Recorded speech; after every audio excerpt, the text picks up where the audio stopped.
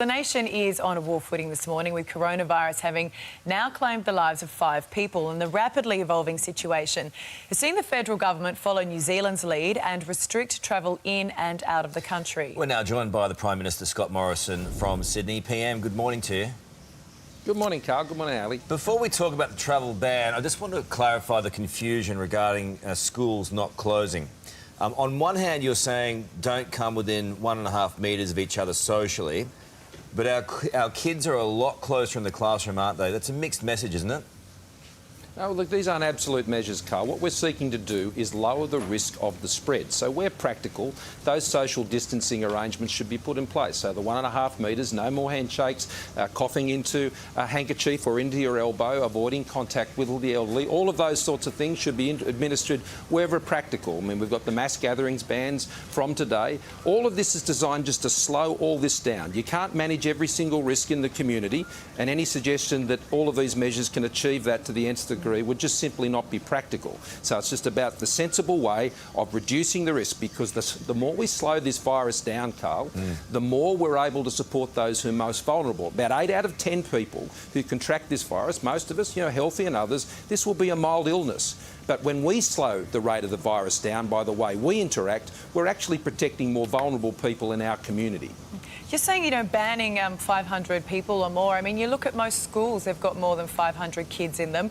These kids they're close together. They then go home, they interact with their grandparents. So are we really doing what is safest for the wide community by allowing schools to stay open?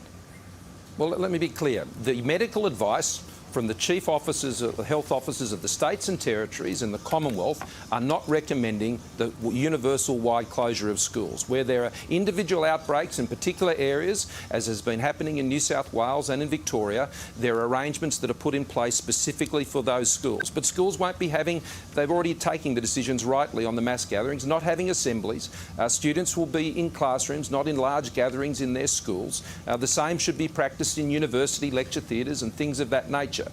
So at the present time, the advice is that is not necessary. And the other issue that relates to that is children, I should say, on the medical advice are those at the lower risk end for the entire population. And it's more of those who are at the elderly level which are more at risk. But we also want to ensure that nurses can keep turning up to work and not have to be at home looking after their kids. That would also put great stress on the vulnerable if we weren't able to manage our public health workforce at the same time. As a parent, I have to say to you, PM, I find this confusing. I find it disturbing that it's almost okay for our kids to be in an area where there's more than 500 kids. They're right next to each other at school. They go to big lunch or little lunch, as we used to call it, and they're surrounded by other kids. I don't want my child to get this, okay? And so is the only safe way to guarantee that they are put into isolation or at least at home while we wait this thing out? Well, that is not the medical advice, Carl. You're not a doctor and neither am I. My kids are going to school But it today. doesn't make sense and to me. I trust the medical advice that... Charles, if you let me finish, Carl. I'm trusting the medical advice of those who are responsible for the public health of our nation. They don't consider these things idly. They consider them very carefully and what's in the public health interests of the nation. Now, they're working night and day to ensure they're giving us the best possible information. There are a lot of opinions at the moment, and I'm interested in facts. And the facts are that the younger people in our population are actually less at risk, and there are great risks right now in school closures. That's the advice that we have, and so we have to make decisions that is in the national public interest, and particularly for the most vulnerable. I'm a parent, you're a parent. We all have the same concerns and anxieties about the health of our kids. I don't think there's any competition about that. We all get that. But it means we have to stay calm and take the best possible advice, and that's what all the premiers are doing, that's what the chief ministers are doing, that's what I'm doing. Now, this could change in the future. And if it does, it'll be because of a change in the medical situation, and we will continue to respond proportionately. But I'd urge people to stay calm on these things. We know how serious it is.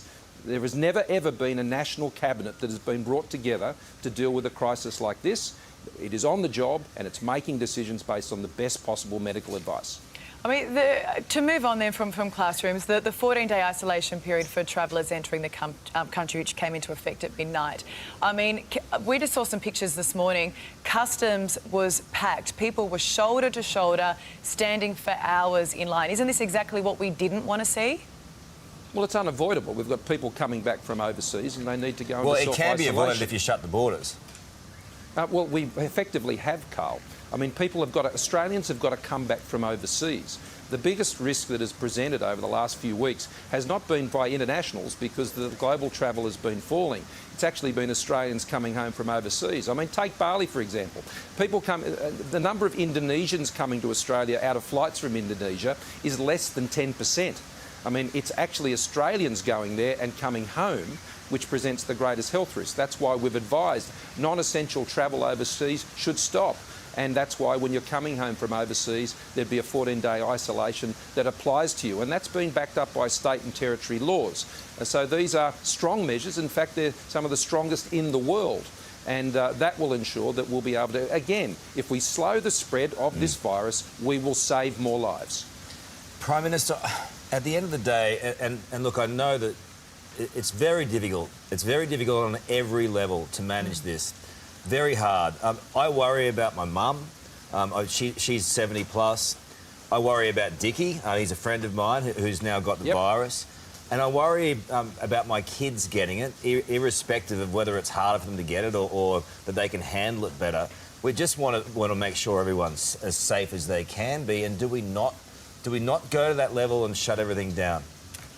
Well, the shutting down that has taken place, Carl, has never occurred before. That's what we're doing right now. What you're actually advocating is actually put in place with the measures we put in on the weekend. And in particular, what the National Cabinet agreed was the priority is that we'll be announcing further measures that relate to aged care facilities and enclosed spaces. And that's the work that's being done by the medical experts now, as well as the impact in the remote communities, which are also particularly vulnerable.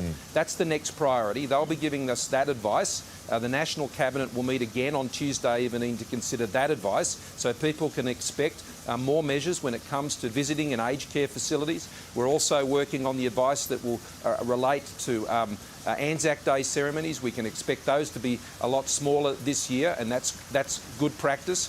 The other thing we're doing right now is obviously we'll be making changes for how Parliament comes back next week. That will be done on a very different basis, and I'll be consulting with the Leader Opposition over the course of this week to put those arrangements in place very, very soon.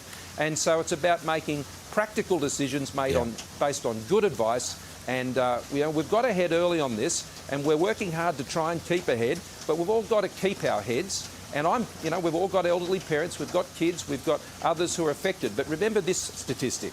Our advice is that about 8 out of 10 Australians who contract this virus will experience a mild illness. I mean, Peter Dutton, who has the virus, joined the National Security Committee meeting of Cabinet by video conference yesterday.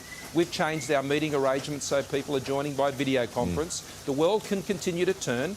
I spoke with the Singaporean Prime Minister on the last night. I was supposed to be meeting with him in Australia Sunday, Monday. We're now going to do that by video conferencing. We're going to sign one of our bilateral agreements digitally. So things can continue to work. Shops remain open. The power's still on. The phones still work. The buses still run. The trams still go. And so we can get about our daily lives as best as we can. But there will be changes. We'll try and telecast them as much as we can in advance so we can all adjust to them and get on with it. Well, I assume that there's no way that you can all then meet in Canberra for Parliament, because of course you then go back to your own electorates, and we can't afford to see that kind of spread. But just in the last few moments, the Victorian Premier Daniel Andrews, he's declared a state of emergency. So, on one hand we're saying everyone remain calm, but then we see action like this. You can understand why people are panicked. Well, a state of emergency is not a state of panic. A state of emergency puts in place special powers for state governments to help manage the spread of public health epidemics. Yesterday it was an issue that was discussed by the state premiers, that they would be all moving effectively to that footing. Some states have been there for some time, such as in Queensland. So these actions are being coordinated between the states to put these measures in place so they're consistent across the country. I mean, 100 years ago, we had the Spanish flu. That is That is the sort of reference event. This is a 1 in 100-year event.